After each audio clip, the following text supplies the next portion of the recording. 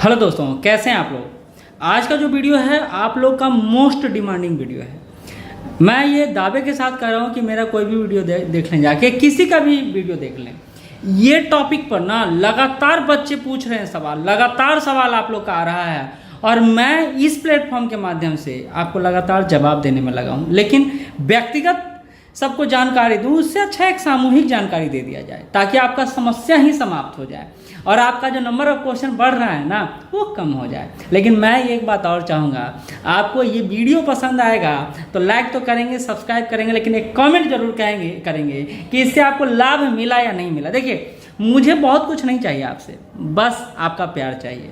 और वो प्यार कैसे दिखेगा, तो वो इसी माध्यम से दिखेगा। और कोई माध्यम तो है नहीं, बताइए है क्या? नहीं ना?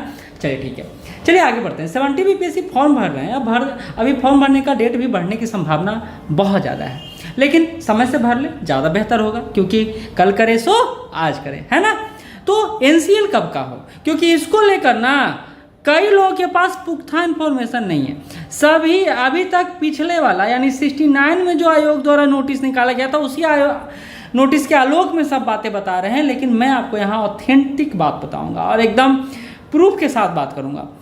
तो एनसीएल कब का हो, इसके अलावा ईडब्ल्यूएस सर्टिफिकेट कब का हो, ये बहुत ज़रूरी हो जाता है। इसके साथ साथ फॉर्म भरने में प्रोविजनल से काम चलेगा या नहीं चलेगा या कुछ और बनवाना पड़ेगा, इसको लेकर भी बात करेंगे हम लोग, ठीक है। लगातार इस पर भी बात होना चाहिए, क्योंकि देखिए जब फॉर्म ही नहीं सही से भर पाइएगा तो एग्जाम कैसे दे पाइएगा। फॉर्म सही से भरना जरूरी है और सही तरीके से आगे बढ़ना जरूरी है ना।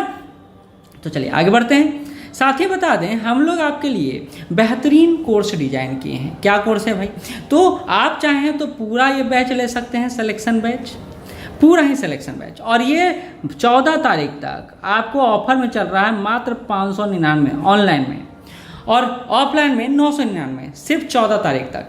अगर आप चाहते हैं इंडिविजुअल लेना तो आपको इंडिविजुअल कोर्स मिल रहा है। देखिए, इसमें एक बहुत अच्छे से बता रहा हूँ कि कंटेंट फुल प्रूफ है, बहुत बेहतर है, और हम लोग का कोर्स डिजाइन भी और टीचिंग टेक्निक भी इतना शानदार है कि आपको समझ में आएगा और आप आराम से कर पाइएगा। तो आप चाहते हैं तो ये पूरा कोर्स भी ले सकते हैं, आप चाहते हैं तो इंडिविजुअल कोर्स भी ले सकते हैं। अगर आप ऑनलाइन लेना चाहते हैं तो आप जाइए प्ले स्टोर पे, श्योर सक्सेस ISPCS ऐप को डाउनलोड कीजिए। वहाँ पे आप देखिएगा सिलेक्शन बैच रहेगा, कूपन कोड डालना है। अगर आपको अभी करना है तो कूपन कोड डालना है। क्या है कूपन कोड? तो श्योर 40 डालिएगा, कूपन कोड श्योर 40 डालिएगा तो आपको 1000 का जो बैच है 599 में आपको परचेज हो जाएगा, ठीक है। तो ये कूपन कोड डालना जरूरी है, जिसको आप ध्यान में रखेंगे। चलिए आगे बढ़ता हूँ मैं। 70 बीपीएससी फॉर्म भरते समय क्या क्या चाहिए तो मैं पहले ही बता चुका हूँ भैया। 10th सर्टिफिकेट चाहिए, 10th मार्कशीट चाहिए, 12 मार्कशीट चाहिए, 12 सर्टिफिकेट चाहिए, ग्रेजुएशन मार्कशीट चाहिए, ग्रेजुएशन सर्टिफिकेट चाहिए। अब इतना पर पहले बात कर लेता हूँ, ठीक है। तो क्या ये तो आपके पास होगा, इसमें तो कोई दिक्कत नहीं होगा। प्रोविजनल भी रहेगा तो काम चलेगा, इन सब का प्रोविजनल रहेगा, काम चलेगा। बहुत सारे छात्र पूछ रहे हैं सर प्रोविजनल है, काम चलेगा कि नहीं चलेगा? बिल्कुल चलेगा, कोई डाउट नहीं है।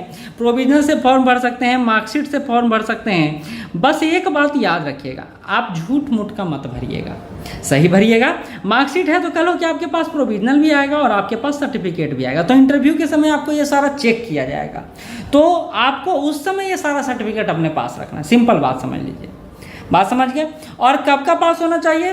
तो फॉर्म डेट कब तक है? तो अभी तक तो 18 अक्टूबर तक है, तो 18 अक्टूबर के पहले आप ग्रेजुएशन कंप्लीट कर गए हों, ये आपके पास पक्का ऑथेंटिक सोर्सेज होना चाहिए, तभी काम चलेगा। बात समझ गए आप मेरा? अब करें परमानेंट एड्रेस। देखिए, बिहार सरकार का यह फॉर्म 70 बीपीएससी फॉर्म कहता है कि आपका परमानेंट एड्रेस अगर बिहार का होगा तभी आरक्षण का लाभ आपको मिलेगा, रिजर्वेशन का लाभ मिलेगा, नहीं तो रिजर्वेशन का लाभ नहीं मिलेगा। तो कई सारे लोग बोलते हैं सर 69 में फॉर्म फिलअप किए थे ना, तो उसमें हमारा एड्रेस था पटना का, अभी हो गया है हाजीपुर का, अभी हो गया है सीतामढ़ी का, तो क्या दिक्कत है? आप बिहार के ही निवासी हैं ना। तो आपको लास्ट टाइम में यह प्रूव करना होगा। अगर आपको अपडेट करने का मौका अभी नहीं दिया जा रहा है तो सुन लीजिए मेरी बात, अभी तो नहीं दिया जा रहा OTR में, तो आप लास्ट समय में ये अपने पास रखिएगा, आप रिजर्वेशन का लाभ ले पाएंगे। समझ रहे हैं मेरी बात? OBC, EBC और EWS सर्टिफिकेट को लेकर नीचे बात करूंगा, और SC ST सर्टिफिकेट को लेकर भी नीचे बात करता हूं, ठीक है। डिसेबिलिटी सर्टिफिकेट होना चाहिए। देखिए, बहुत तगड़ा चेक हो रहा है, तो आप झूठ मूठ का जो विकलांगता सर्टिफिकेट बना के पैसा उठाने में लगे हुए हैं, सरकारी योजना का लाभ हो रहा है, वहाँ तक ठीक है, लेकिन यहाँ नहीं चलेगा। 4 बार चेक होता है, स्पेशलिस्ट डॉक्टर चेक करते हैं, ये ध्यान रखिएगा। और ग्रैंड के एक्स फ्रीडम फाइटर के हैं तो आपको लाभ मिलेगा ही, सर्टिफिकेट बना। अब देखिए एनसीएल को लेकर बात कर लेते हैं। पहली बात 18 अक्टूबर तक अभी तक है, मान लेते हैं 18 अक्टूबर से तक यानी 17 अक्टूबर को आपका एनसीएल बन गया, काम चल गया, चलिए दिमाग खराब नहीं कीजिएगा, बस आराम से काम चल जाएगा। अब आप कहेंगे सर मेरा 2023 का बना हुआ है, ठीक है, और ये मांग रहा है कि 1 साल का ही होना चाहिए। कौन कह रहा है ऐसा, कौन कह रहा है ऐसा, बताइए तो जरा। अभी मैं आपको पूरा नोटिफिकेशन पढ़ के सुनाऊंगा, कोई नहीं कह रहा 2023 का बना है, काम चल जाएगा, लेकिन अपडेट करवा लीजिएगा। आपके पास पिछला भी रहेगा और आपके अगला भी रहेगा, काम चल जाएगा। फिर से करें, अब 18 अक्टूबर का डेट है, आपका बन क्या रहा 25 को अपडेट होके, तो 25 को फॉर्म भरिएगा क्या? अभी तक तो डेट नहीं ना बढ़ा है, तो आप 2023 का या 2022 का है तो काम चला सकते हैं, लेकिन उसको अपडेट करवा लीजिएगा। अपडेट करवाना जरूरी है, ठीक है, ये बात समझ गए। तो अपडेट हो जाएगा तो आपके लिए ये फिक्र हो जाएगा, कोई टेंशन नहीं रहेगा, ठीक है। तो आप 2023 का भी बना हुआ है, 2022 का भी बना हुआ, क्योंकि बीपीएससी इस नोटिफिकेशन में ऐसा कुछ बोला ही नहीं। ये मैं अपनी तरफ से नहीं बोल रहा कि सर दीपक सर ऐसे बोल रहे हैं, दीपक सर नहीं बोल रहे हैं, आयोग ऐसा बोल रहा है, मैं उसको प्रूव करूंगा। अब मान लेते हैं कि 18 अक्टूबर से डेट बढ़ के 30 अक्टूबर तक हो गया फॉर्म फिलअप करने का, तो आपको अगर 29 अक्टूबर तक का भी बना हुआ, 30 अक्टूबर तक का भी बना हुआ, तब भी काम चल जाएगा, ठीक है। तो कोई डेट मेंशन नहीं किया है इस बार बीपीएससी ने कि आपका इतना दिन का बना होना चाहिए और उतना दिन का बना होना चाहिए, बस आपका जो फॉर्म भरने का डेट है उससे पहले का बना होना चाहिए, बात समझ लीजिए। अब आपके पास 5 साल पुराना है तो 5 साल पुराना नहीं ना चलेगा, आप उसको अपडेट करवाइएगा ना। 2 साल है, 1 साल है, डेढ़ में अब 18 महीने का है तो आराम से चल जाएगा, दिक्कत नहीं है, इसको लेकर टेंशन में नहीं रहेंगे, ठीक है। ये बहुत जरूरी है आपको बताना। अगला आते हैं ईडब्ल्यूएस पर बात कर लेते हैं। कन्फ्यूजन कहाँ से क्रिएट है ईडब्ल्यूएस पर, तो सुन लीजिए। 1 साल पहले की बात है, 69 बीपीएससी का नोटिफिकेशन आता है और नोटिफिकेशन में अतुल प्रसाद जी स्पष्ट रूप से कहते हैं कि एक फाइनेंशियल ईयर का होना चाहिए। स्पष्ट रूप से 69 के नोटिफिकेशन में लिखा हुआ है।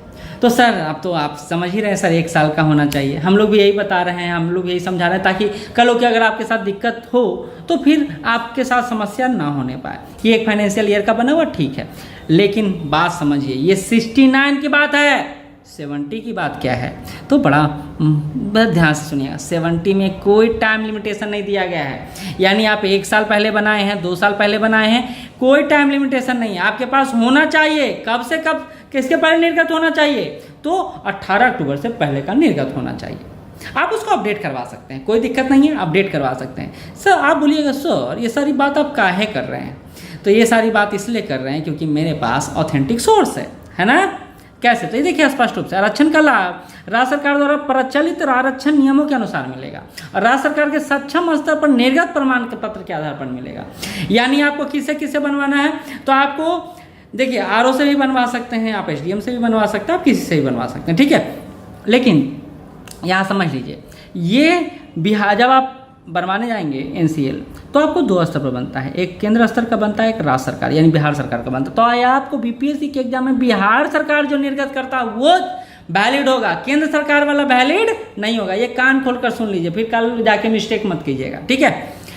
एक बात और समझें, ऑनलाइन आवेदन पत्र इंगित कॉलम में आरक्षण का दावा नहीं करने पर आरक्षण का लाभ नहीं मिलेगा, तो यस करिएगा, मिल जाएगा।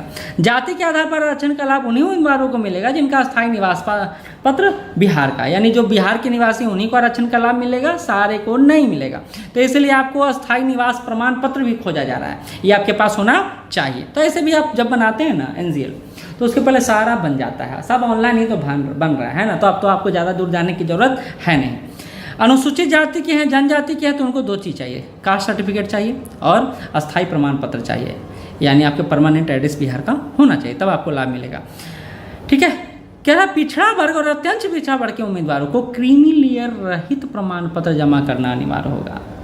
तो नॉन क्रीमी लेयर सर्टिफिकेट आपके पास होना चाहिए। पिछड़ा वर्ग एवं अत्यंत पिछड़ा वर्ग की दशा में अपने अस्थायी अधिवास अंचल के राज्य सरकार द्वारा सूचित अंचल पदाधिकारी या राजस्व पदाधिकारी के द्वारा निर्गत क्रीमी लेयर रहित प्रमाण पत्र होना चाहिए। तो देखिए सर स्पष्ट लिखा हुआ है, तो राजस्व अधिकारी सामान्यतः बनाते हैं, ठीक है। तो इसको लेकर आपको समस्या या टेंशन नहीं लेना है, बिल्कुल नहीं लेना है, समझ गए। चलिए आगे बढ़ते हैं। आरक्षण का दावा करने वाली विवाहित महिला को कहाँ का बना होना चाहिए? तो पिता का बना होना चाहिए। आप यूपी के हैं, बिहार के लड़के से शादी की हैं तो आपको नहीं लाभ मिलेगा, लेकिन बिहार के हैं और यूपी के लड़के से शादी की हैं तब भी आपको बिहार में आरक्षण का लाभ मिलेगा, बिल्कुल मिलेगा, निश्चित रूप से मिलेगा। ठीक है, आगे जो कहता है वो सुन लीजिए क्योंकि आपके लिए ज़रूरी है।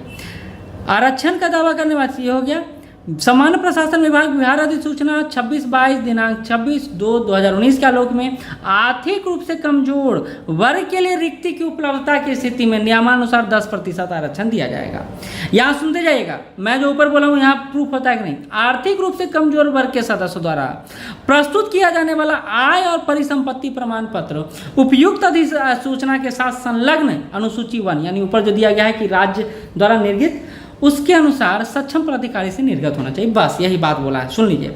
आरक्षण कोटि के उम्मीदवार अपनी जाति के अनुरूप पूर्ण रूप से संतुष्ट होने के पश्चात ही आरक्षण कोटि का अंकन करें। अगर आपका जाति नहीं है, पिछड़ा वर्ग जाति पिछड़ा वर्ग में, तो फिर आप उसका अगर त्रुटि होता है तो आरक्षण का दावा आप मान्य नहीं होगा, यानी आपको आरक्षण का लाभ नहीं मिलेगा। आगे बढ़ते हैं, यहाँ पर देखिए कहता है सामान्य प्रशासन विभाग के आलोक में महिलाओं की रिक्ति की उपलब्धता की स्थिति के अनुसार 35% आरक्षण दिया जाएगा। अब आप देख रहे होंगे ईडब्ल्यूएस को लेकर कोई ऐसा बात नहीं कहा गया, यहाँ देख लीजिए, यहाँ भी देख लीजिए। कहता है अनापत्ति प्रमाण पत्र जो ऊपर दिया हुआ है, निर्गत संख्या तिथि ऑनलाइन आवेदन में अंकित किया जाने वाला आवश्यक होगा। साक्षात्कार के समय सारा डॉक्यूमेंट्स आपको ले जाना होगा, वहीं पर वेरिफिकेशन आपका होगा। ठीक है, ये बात समझ गया। कहता सभी वांछित प्रमाण पत्र प्रारंभिक परीक्षा के लिए ऑनलाइन आवेदन भरते समय अंतिम तिथि किए जाने की स्थिति में अंतिम निर्धारित तिथि तक होना आवश्यक है। यानी मैंने अभी ऊपर बता ही दिया, आपको समझ में आ गया होगा।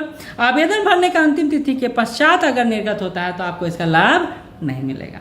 तो आप समझ गए होंगे कि मैं जो सोर्स और जो मैं बात कर रहा हूँ ना, वो एक्सपीरियंस के आधार पर बात कर रहा हूँ, 69 के आधार पर नहीं बात कर रहा हूँ मैं। तो आपके पास ईडब्ल्यूएस सर्टिफिकेट पहले का बना हुआ तो निश्चिंत रहिए, आपका 69 में ओटीआर में डाला हुआ, निश्चिंत रहिए, आपको लाभ मिलेगा, आपको लाभ मिलेगा। तो वीडियो कैसा लगा, पसंद आया तो आपसे फिर मैंने बोला था लाइक करना है, सब्सक्राइब करना है, नीचे कमेंट में जाए करना बताना है कि कैसा लगा आपको वीडियो। कुछ और इन्फॉर्मेशन चाहिए कमेंट कीजिए। धन्यवाद।